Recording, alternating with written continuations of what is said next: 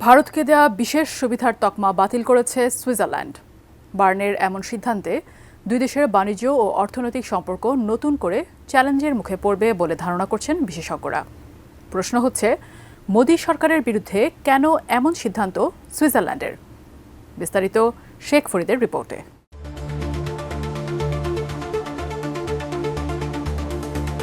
সবচেয়ে পছন্দের দেশ বা মোস্ট ফেভার্ড নেশনের তালিকা থেকে ভারতের নাম বাদ দিয়েছে সুইজারল্যান্ড। ভারতের সুপ্রিম কোর্টের এক রায়কে ঘিরে এমন সিদ্ধান্ত নিয়েছে বার্ন।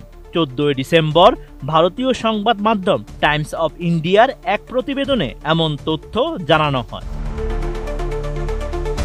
বিশ্ব বাণিজ্য সংস্থার নিয়ম অনুযায়ী কোনো দেশ যদি অন্য একটি দেশকে মোস্ট ফেভার্ড নেশন মর্যাদা দেয়, তাহলে সেই দেশকে শুল্ক ও বাণিজ্য সংক্রান্ত বিশেষ সুবিধা দিতে হয়। এতদিন ভারতকে এই সব সুবিধা দিয়ে আসছিল সুইজারল্যান্ড। বিশেষজ্ঞরা বলছেন, বার্নের নতুন এই সিদ্ধান্তে ভারতে সুইস বিনিয়োগকে প্রভাবিত করতে পারে। এছাড়া ইউরোপীয় দেশে পরিচালিত ভারতীয় কোম্পানিগুলোর উপর উচ্চ কর আরোপের সম্ভাবনাও রয়েছে। অ্যান্টিব্যাকটেরিয়াল অ্যাডিটিভ যুক্ত সেরা ওয়াটার ট্যাঙ্ক বিশুদ্ধ পানিতে ব্যাকটেরিয়া জন্মাতে দেয় না।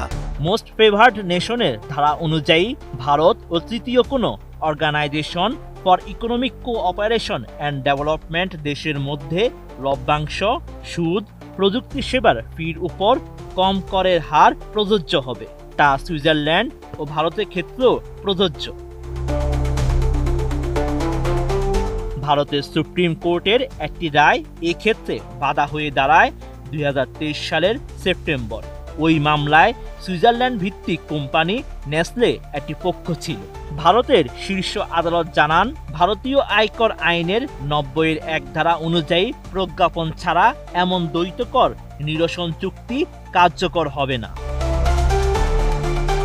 এই রায়ের পরিপ্রেক্ষিতে ভারতকে কর ছাড় না দেওয়ার বিষয়ে কঠোর হলো সুইজারল্যান্ডও।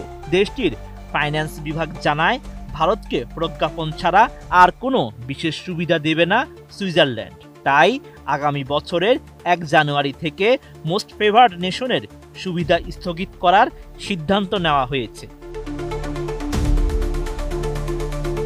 টাইমস অব ইন্ডিয়ার ওই প্রতিবেদনে বলা হয়েছে, সুইজারল্যান্ড সরকারের এই সিদ্ধান্তের ফলে ভারতীয় কোম্পানিগুলোকে অতিরিক্ত 10% উৎসে কর দিতে হবে। এর আগে 2021 সালে এই হার 10 থেকে কমিয়ে 5% করা হয়েছিল।